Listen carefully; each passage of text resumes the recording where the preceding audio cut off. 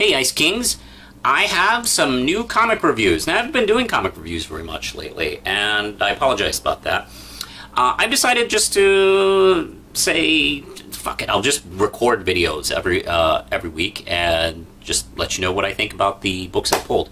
I suppose, I don't know, I guess maybe I'll retitle this the pull list or something like that. And this is the pull list for, this is the last week of May.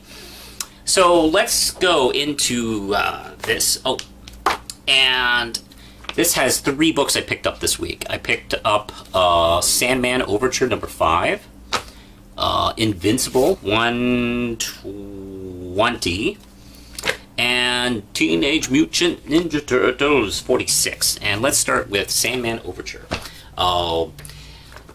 Let's see. Here's a funny trivia question. Did you know that DC has been publishing this Sandman miniseries? It's been a little late. It's kind of Kevin Smith late. I actually have lost track. I think maybe it's a quarterly book if they're actually on some sort of schedule. It is from, of course, Neil Gaiman and J.H. Williams III. And I picked up the J.H. Williams cover. My wife Lindsay picked up the Dave McKean cover, excuse me. The name escaped me. And let's see, since we're both buying the book, I thought maybe it might be not a bad idea for us to get both. Well, anyway, last we met Sandman. He was kind of like trapped in this black hole on his quest to find out who's trying to kill the multiple Sandman throughout the multiverse. Let's not use that because that's not as cool as anything else, but different realities. And he is kind of plucked out by his mother. Hey, did you know the Dreaming has parents? I didn't know that until, I suppose that's probably a dumb thing not to think of if they constantly call themselves a family and all siblings. But I don't recall them ever talking about their parents ever in the series. Maybe I have to research things, but if there's been mention of parents, it's definitely slipped by me. This, we meet his mother. I think she's called Dusk. Do you know what that... No, she's Night. Night? Dusk is her servant. Oh, Dusk is her servant. She is Night, excuse me. Beautiful design, all blue and huge. Actually, she's so huge, she's barely on the...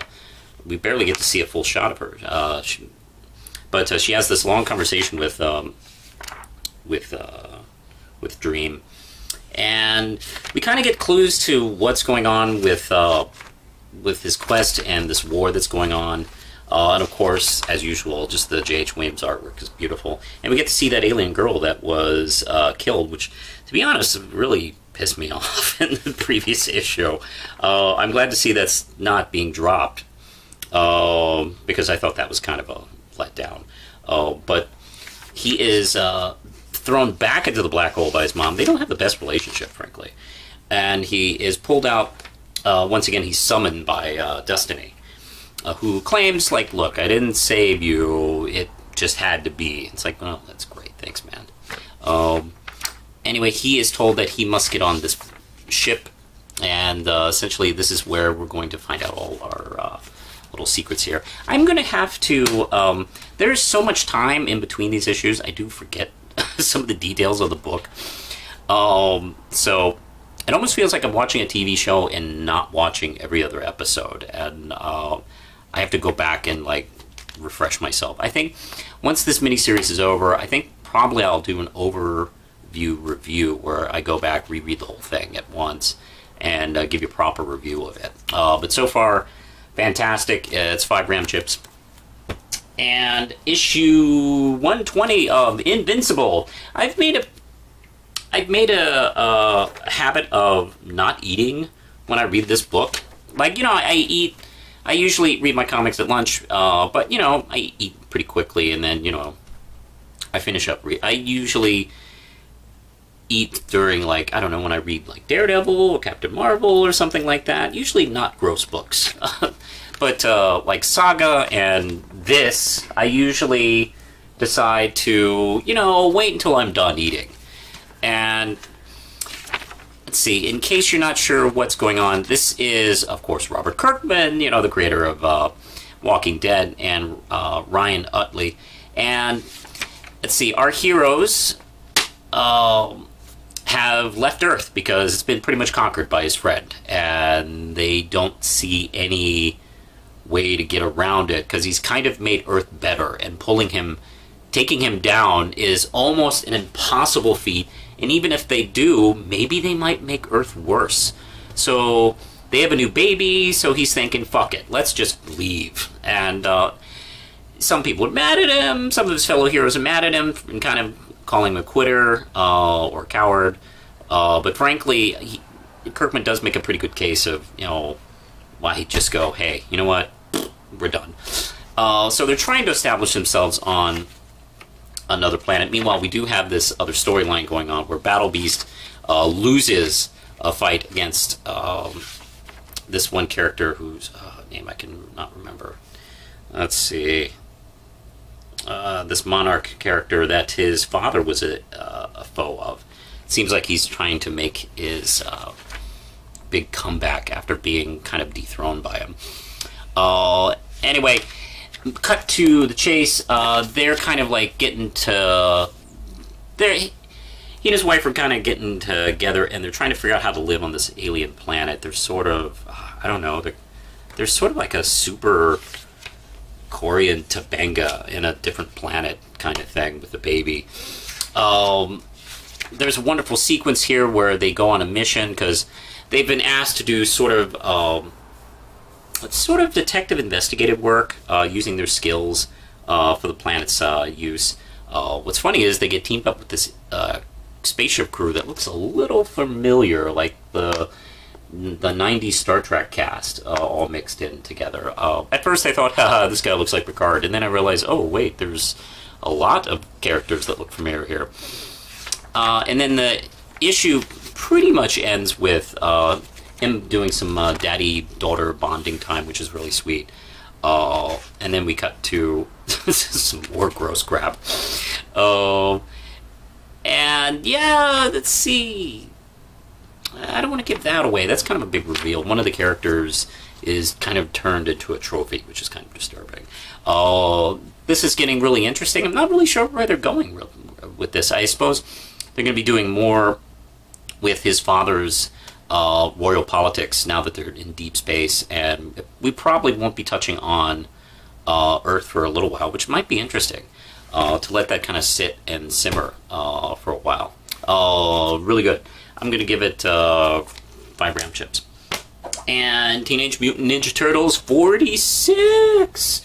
Alright, we thought... Oh, this, by the way, is from Kevin Eastman, Bobby Kudnow, Tom Waltz, and Metis Santoloco, who is doing some killer stellar art on this.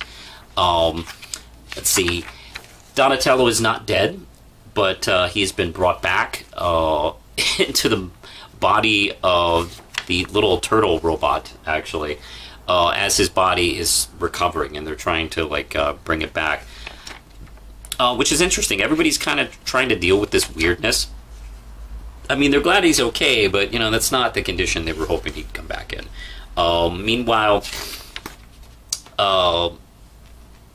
let's see. Meanwhile, Casey's dad is becoming more of a pathetic drunk now that he feels like Shredder's gone, and of course the Foot kind of decide to move on, thinking Shredder's gone. Shredder's not gone, by the way. He is about to make his comeback because he and Baxter Stockman, Baxter basically saved him and has told him, hey, you know what? StockGen was not the only company I owned. I actually owned several companies, and I think we can work together and kind of build a new empire here. And he shows him exactly. I mean, he's been building robots like a full army. So, yeah, there's going to be hell to pay when Shredder gets back on his feet. This is really cool. Last few issues have been pretty stellar.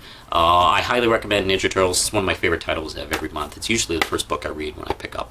5 RAM chips. By the way, speaking of RAM chips, I'm contemplating doing something different with RAM chips. You can let me know in the comments. I'm thinking of eliminating the numbered RAM chips and doing a somewhat Siskel and Ebert type of thing, where, you know, they figured like, hey, how do you figure out like if something is 4 stars or 5 stars? Why don't I just do, I liked it, thumbs up, I didn't like it, thumbs down, or moderate, thumbs up or thumbs down. I'm contemplating just giving comics and films a RAM chip or no RAM chip. What do you think in the comments? Should I keep the 5 RAM chip standard, or should I switch it to you get one or you don't? I think that's it for now. I just want to mention that I mentioned this in my last video, but I also will mention here because I don't know if you watch all my videos. I don't know your life. The comic book Red Knight that I write and create through Primal Paper Comics is part of this article in Distinction Magazine. Distinction Magazine is a magazine that covers the Virginia scene, not just the art scene, but culture in general. And they did a wonderful article on us, by the way, including an original piece of art that I think is pretty awesome. And gives a really nice article. Also interviews me and a couple of the other creators at Primal Paper Comics. It's very, very cool. I'm very, very proud of it. If you don't live in the Virginia area, you can actually just check this out online on the Distinctions website. I'll put a link below. I think that's it for now, so push the button, Lindsay.